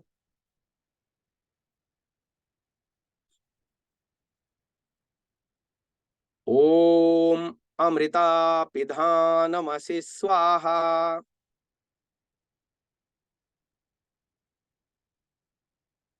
पी लीजिए। अब तीसरी बार जल ग्रहण करें। ओम सत्यम यशः श्रीर्मयी श्रीः श्रयताम स्वाहा। थोड़ा सा हाथ में पानी लेकर के नीचे छोड़ दीजिए, हाथ धोने की प्रक्रिया। अब इसके बाद चम्मच को, आचमनी चम्मच को दाहिने हाथ में लीजिए, बाएं हाथ की हथेली में थोड़ा सा जल ले लीजिए और बीच की 2 उंगलियां मध्यमा और अनामिका, इसके मूल में अंगूठा लगा करके पानी में डुबो डुबो करके आपको अंग स्पर्श करना है। पहले मंत्र में बीचों बीच मुख में लगाना है, अगले मंत्रों में पहले राइट हैंड साइड में अंगों को छूना है, फिर लेफ्ट हैंड साइड में, ऐसे क्रम चलता रहेगा। तो चलिए प्रारंभ करते हैं। पहला मंत्र, ओम वांग आस्यस्तु, मुख में लगाइए। ओम नसोर में प्राणोस्तु, नासिका में राइट टू लेफ्ट। ओम अक्ष्णोर में चक्षुरस्तु, आंखों में लगाइए जल को। ओम कर्णयोर में श्रोत्रमस्तु, पहले दाहिनी ओर फिर बाईं ओर कानों में। ओम बाहुओर में बलमस्तु, भुजाओं में। ओम ऊर्वोर्म ओजोस्तु, जंघाओं में। ओम अरिष्टानि मेंगानि तनुस्तन्वा में सहसंतु, शरीर के अंगों पर जल छिड़कते हुए। अब अगली प्रक्रिया ईश्वर स्तुति प्रार्थना उपासना के 8 मंत्रों का हम पाठ करेंगे। महानुभाव, इसमें ईश्वर की स्तुति अर्थात ईश्वर के गुणों का हम गान करते हैं।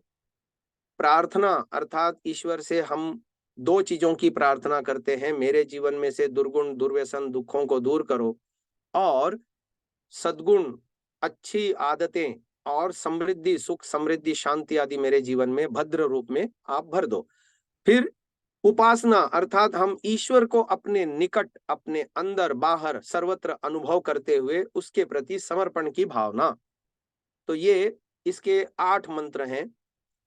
आइए मिलकर बोलते हैं। ओम विश्वानि देव सवितर्दुरितानि परासुव यद्भद्रन्तन्न आसुव हिरण्यगर्भः समवर्तताग्रे भूतस्य जातः पतिरेक आसीत् सदाधार पृथिवीं द्यामुते मां कस्मै देवाय हविषा विधेम य आत्मदा बलदा यस्य विश्व उपासते प्रशिषं यस्य देवाः यस्य छायामृतं यस्य मृत्युः कस्मै देवाय हविषा विधेम यः प्राणतो निमिषतो महित्वैक इद्राजा जगतो बभूव य ईशे अस्य द्विपदश्चतुष्पदः कस्मै देवाय हविषा विधेम यह प्राणतो निमिषतो, ये हो गया।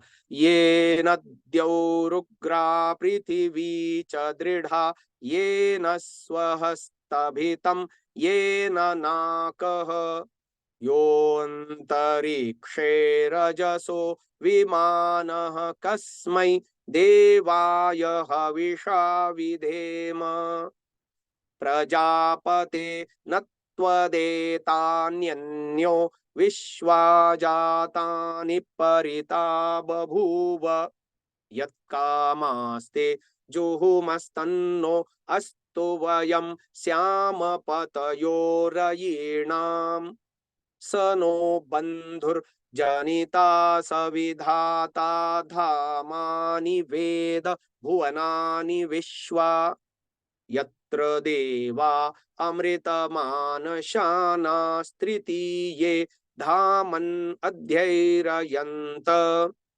अग्नेन यसुपथाराये अस्मान् विश्वानि देव वयुनानि विद्वान् युयोध्यस्मज्जुहुराणमेनो भूयिष्ठान्ते नम उक्तिं विधेम इति ईश्वर स्तुति प्रार्थनोपासना मंत्राः। अथ अग्न्याधानम, दीपक आपने बनाया होगा, उसमें थोड़ा सा घी डाल दीजिए कपास लगा करके, और मंत्र पाठ के उपरांत दीपक को जलाना है। ओम भूर्भुवः स्वः, दीपक को जला लीजिए। घी डालने वाली लंबी डंडी की चम्मच को सुरवा कहते हैं। सुरवा के अंदर 2-3 कपूर की टुकड़े ले लीजिए, छोटे छोटे हों तो, बड़ा टुकड़ा हो तो एक ले लीजिए, और मंत्र पाठ पूरा हो जाए तब दीपक से उसको जलाना है और अग्नि कुंड के बीचों बीच आहूत कर देना है। अग्न्याधान की प्रक्रिया। ओम भूर्भुवः स्वर्द्यौरिव भूम्ना पृथिवीव वरिम्णा तस्यास्ते पृथिवी देव यजनि पृष्ठेऽग्निमन्नादमन्ना द्यायादधे। हवन कुंड में जलता हुआ कपूर बीचों बीच छोड़ दीजिए, पतली पतली समिधा रख करके थोड़ा सा उसके ऊपर घी टपकाइए और दीपक को उठा करके ईशान कोण में यानी उत्तर और पूर्व के बीचों बीच कोण में रखिए और मंत्र बोलता हूं, थोड़ा सा घी टपकाइए समिधाओं पर।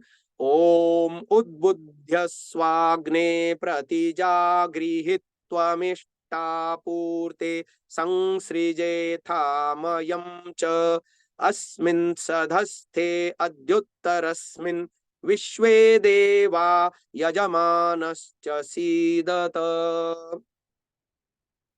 अब 8-8 अंगुल की 3 समिधाएं पहले से आपने तैयार रखी होंगी, उनमें घी भी लगाया होगा, नहीं लगाया हो तो लगा लीजिए और लगा करके अब पहली समिधा पहले मंत्र के साथ, दूसरी समिधा बीच में 2 मंत्र होंगे, यानी दूसरी समिधा में बीच में स्वाहा आएगा पर नहीं रखनी, अगले स्वाहा पर रखनी। 2 मंत्रों से दी जाती है दूसरी समिधा और तीसरी समिधा चौथे मंत्र से। तो चलिए पहला मंत्र और पहली समिधा घृत लगाई हुई। ओम अयंत इद्म आत्मा जात वेदस्तेनेध्यस्व वर्धस्व चेद्धवर्धय चास्मान् प्रजया पशुभिर् ब्रह्मवर्चसे नान्नाद्येन समेधय स्वाहा इदमग्नये जातवेदसे इदन्न मम। अब बीच में स्वाहा आएगा पर समिधा नहीं रखनी, सेकंड स्वाहा पर रखनी है। ओम समिधाग्निम दुवस्यत घृतैर्बोधयतातिथिम् आस्मिन् हव्या जुहोतन स्वाहा इदमग्नये इदन्न मम सुसमिद्धाय शोचिषे घृतं तीव्रं जुहोतन अग्नये जातवेदसे स्वाहा। दूसरी समिधा रख दीजिए। इदम अग्नये जातवेदसे इदन्न मम। तीसरी समिधा ले लीजिए। तन्त्वा समिद्भिरंगिरो घृतेन वर्धयामसि बृहच्छोचायविष्ठ्य स्वाहा इदम अग्नयेऽङ्गिरसे इदन्न मम। एक ही मंत्र से 5 बार मुख्य यजमान घी की आहुति देता रहेगा। ओम अयंत इद्म आत्मा जात वेदस्तेनेध्यस्व वर्धस्व चेद्धवर्धय चास्मान् प्रजया पशुभिर् ब्रह्मवर्चसे नान्नाद्येन समेधय स्वाहा इदमग्नये जातवेदसे इदन्न मम। ओम अयंत इद्म आत्मा जातवेदस्तेने ध्यस्वर्धस्व चेद्धवर्धय चास्मान् प्रजया पशुभिर्ब्रह्मवर्चसे नान्नाद्येन समेधय स्वाहा इदमग्नये जातवेदसे इदन्न मम। ओमायंत इद्म आत्मा जातवेदस्तेने ध्यस्वर्धस्व चेद्धवर्धय चास्मान् प्रजया पशुभिर् ब्रह्मवर्चसे नान्नाद्येन समेधय स्वाहा इदमग्नये जातवेदसे इदन्न मम। ओम अयंत इद्म आत्मा जातवेदस्तेने ध्यस्वर्धस्व चेद्धवर्धय चास्मान् प्रजया पशुभिर् ब्रह्मवर्चसे नान्नाद्येन समेधय स्वाहा इदमग्नये जातवेदसे इदन्न मम। ओम अयंत इद्म आत्मा जात वेदस्तेनेध्यस्व वर्धस्व चेद्धवर्धय चास्मान् प्रजया पशुभिर्ब्रह्म वर्चसे नान्नाद्येन समेधय स्वाहा इदमग्नये जात वेदसे इदन्न मम। पंचघृताहुति के बाद अगला प्रकरण है जल प्रसेचन। पहले पूर्व दिशा में जल सिंचन होगा। पूर्व दिशा में बैठे हुए यजमान अपने बाईं ओर से दाहिनी ओर यानी दक्षिण की दिशा से उत्तर की ओर जल सिंचन करेंगे। मंत्र है ओम अदितेनुमन्यस्व। कलश रखा होगा, कलश में से पानी लेकर के पूर्व दिशा में बैठे यजमान दक्षिण से उत्तर की ओर करें। अब कलश को दीजिए पश्चिम में मुख्य यजमान के पास, वो अपने दाहिनी ओर से बाईं ओर करेगा अर्थात दक्षिण से उत्तर की ओर। ओम अनुमते नुमन्यस्व।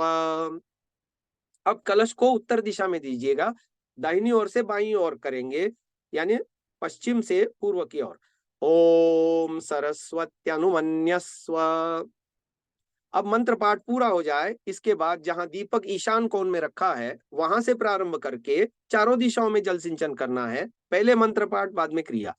ओम देव सविता प्रसुव यज्ञम प्रसुव यज्ञपतिम भगाय दिव्यो गंधर्वः केतपुः केतं नः पुनातु वाचस्पतिर्वाचं नः स्वदतु। अपनी अपनी दिशा में बैठे हुए यजमान क्रमशः डालते जाएंगे अपने अपने राइट हैंड से लेफ्ट हैंड की तरफ, तो एक चक्र पूरा हो जाता है। दीपक से दीपक तक इसको पूरा करना है। अब मुख्य यजमान ध्यान पूर्वक सुनेंगे। मुख्य यजमान पश्चिम दिशा में बैठा होता है पूर्वाभिमुख होकर के।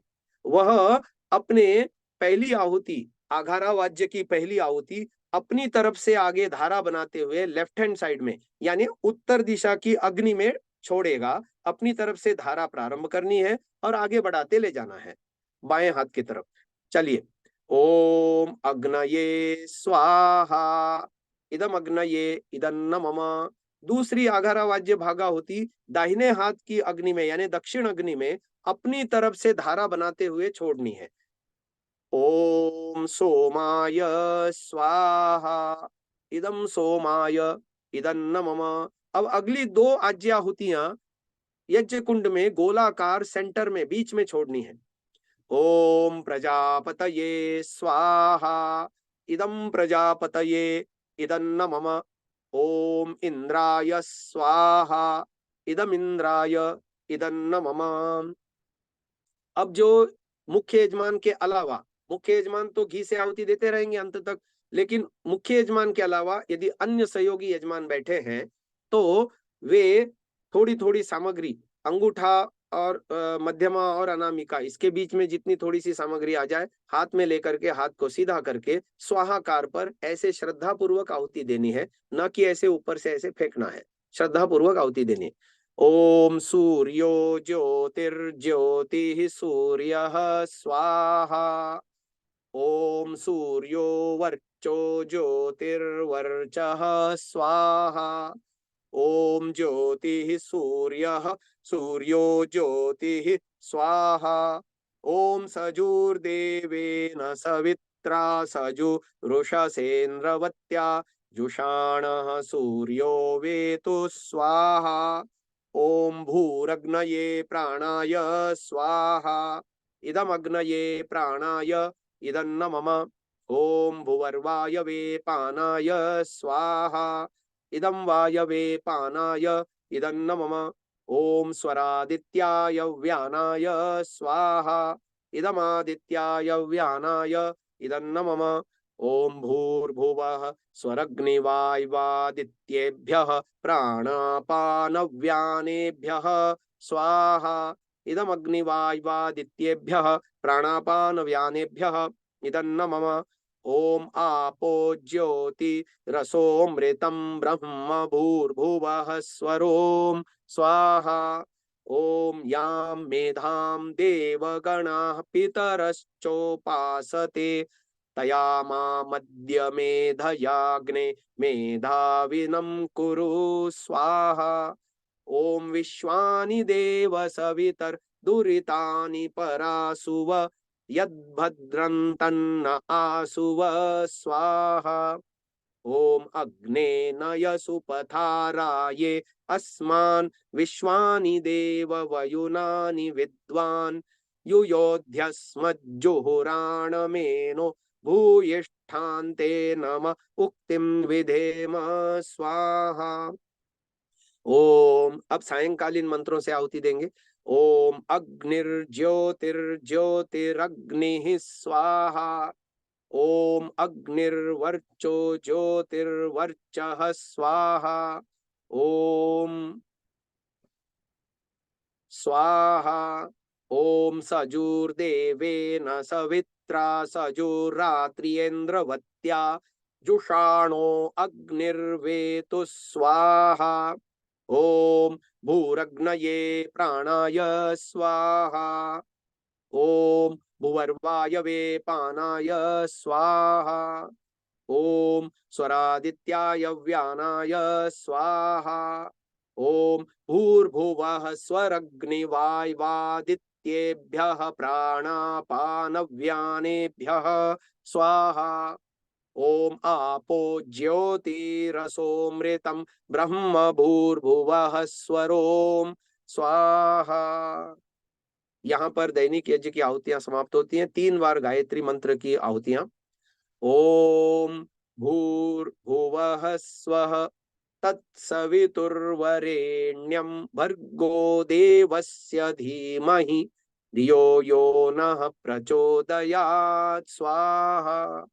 ओम भूर्भुवः स्वः तत्सवितुर्वरेण्यं भर्गो देवस्य धीमहि धियो यो नः प्रचोदयात् स्वाहा। ओम भूर्भुवः स्वः तत्सवितुर्वरेण्यं भर्गो देवस्य धीमहि धियो यो नः प्रचोदयात् स्वाहा। पूर्णाहुति मंत्र। ओम सर्वं वै पूर्णं स्वाहा। ओम सर्वं वै पूर्णं स्वाहा। ओम सर्वं वै पूर्णं स्वाहा। मेरी अभी अगली 8 बजे कक्षा है, इसलिए मैं आप सब लोगों से विनम्र निवेदन करता हूं और यहाँ से विदा लेना चाहता हूं। ओम जी। ओम आचार्य जी, बहुत बहुत धन्यवाद। आज आदरणीय आचार्य अरुण जी ने हमें पंच महायज्ञ की वैज्ञानिकता के साथ जीवन में उसके प्रभाव और साथ में गलत मान्यताओं के विषय में भी बहुत सुंदर और तर्कयुक्त बातें बताई हैं। आदरणीय आचार्य जी ने उनकी व्यस्तता में से समय निकाला, हमें मार्गदर्शन दिया, उसके लिए मैं पतंजलि योग पीठ की तरफ से और साथ ही साथ हमारे साथ जो ऑनलाइन माध्यम से जुड़े हुए महानुभाव हैं, उन सब की तरफ से अंतःकरण पूर्वक धन्यवाद व्यक्त करती हूँ। ओम प्रणाम आचार्य जी।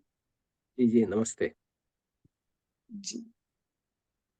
और इसी के साथ मैं निवेदन करती हूँ आज की मीटिंग को यहाँ पर समाप्त किया जाए।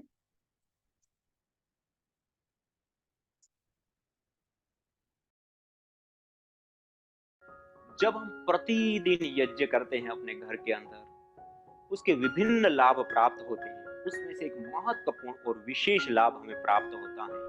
देखिए, हम जिस जीवन को वर्तमान में जी रहे हैं, यह जीवन हमें प्राप्त होता है अपने कर्माशयों के आधार पर। हम जो भी कर्म करते हैं उसे पुण्य और पाप रूप हमारा कर्माशय बनता है। उसी कर्माशय के आधार पे हमें जाति, आयु और भोग प्राप्त होते हैं। जाति मनुष्य, कीट, पतंग, पशु, पक्षी कौन सी जाति में था। उसके बाद हमें मनुष्य जीवन तो मिल गया। मनुष्य जीवन के बाद अब आयु हमें कैसे मिल रही? एक व्यक्ति को देखे तो बाल्यावस्था, युवावस्था, किशोरावस्था में ही, युवावस्था में ही अपने जीवन को छोड़ देता है। मान लो उसमें भी हमें चिरकाल आयु मिल गई। उसके बाद मिलता है भोग। उस जीवन के अंदर मिलने वाली सुख सुविधाएं, माता पिता, गुरुजन, संपत्ति या उन्नति के फल अवसर से लेकर के सारी चीजें हम देखते हैं। एक व्यक्ति रात दिन मेहनत करता है, उसके बावजूद भी वो अपने बच्चों को नहीं पढ़ा पाता। एक व्यक्ति स्वास्थ्य के ऊपर इतना जागरूक होता है, उसके बाद भी बीमार हो जाता है। एक व्यक्ति को हम देखें कि बीमार हो जाए, मरणासन अवस्था में होता है, उसको दवाई के लिए कोई पूछने वाला नहीं। और एक व्यक्ति को हम देखें तो थोड़ा सा समय लगाता है, करोड़ों रुपए कमा लेता है, कोई विशेष नियमों का पालन विशेष नहीं करता है, फिर भी बीमार नहीं होता है। 2 छींक भी आ जाएं, पीछे 10 डॉक्टर खड़े होते हैं। ये क्यों वेरिएशन होता है? क्यों यह अंतर होता है? क्योंकि हमारा पूर्व जन्म का किया हुआ कर्माशय हमारा साथ देता है, और वह कर्माशय जितना पुण्यशाली होगा, इतना ही सशक्त और मजबूत हमारा वर्तमान जीवन होगा। और उस पुण्य को प्राप्त करने का मनुष्य जीवन में सबसे बड़ा उपाय कोई है तो वह यज्ञ, हवन, अग्निहोत्र है, यज्ञ पुण्यों की कृषि है, यज्ञ पुण्यों को प्राप्त करने की फैक्ट्री। हम अपने घर के अंदर छोटा सा हवन कुंड लगाए और प्रतिदिन यज्ञ करें तो हम अपने जन्म जन्मांतरों को सुधार सकते हैं और अथाह पुण्यों को प्राप्त कर सकते हैं।